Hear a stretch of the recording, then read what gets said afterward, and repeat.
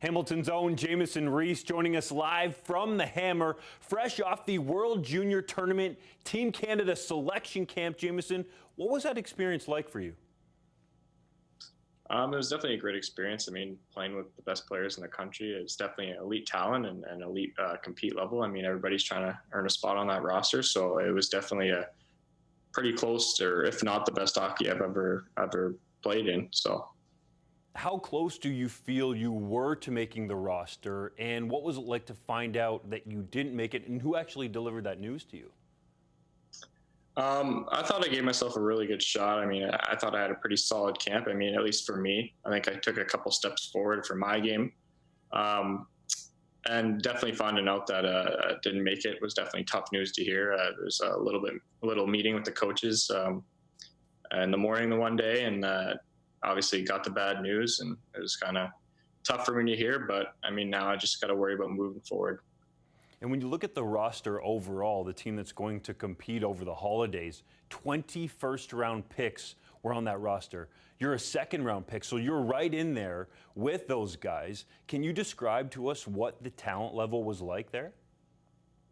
I mean, yeah, everybody there is a good hockey player. I mean, it just comes down to who wants it more. I think like everybody's got skill, everybody can shoot a puck, everybody can make plays. It just comes down to who's willing to work hard and who's willing to change their roles for the better of the team.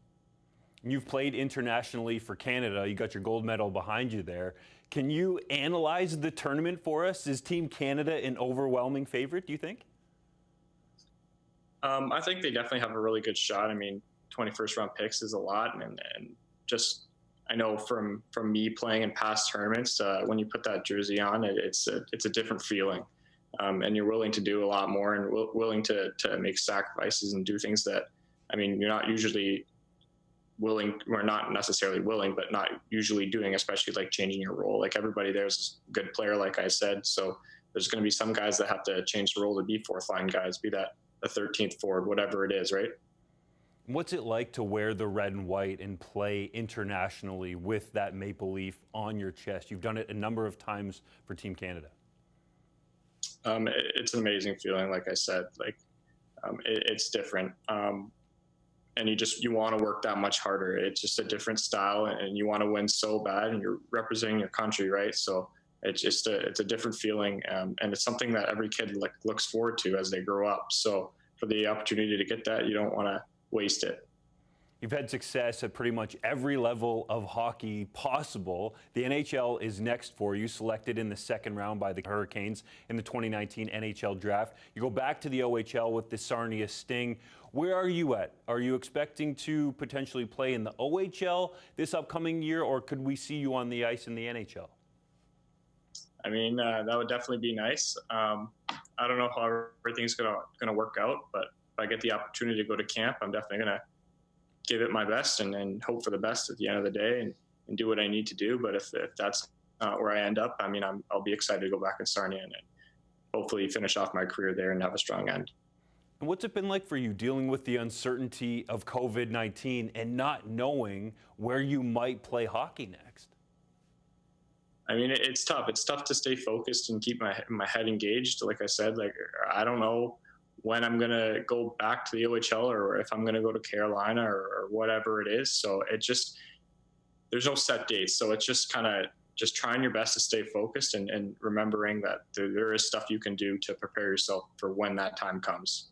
And how have you been doing that, preparing yourself for whatever is next in terms of tip-top shape? Have you been working out in Hamilton? Have you been able to get on any ice here to make sure that you're ready to go wherever you step on the rink next?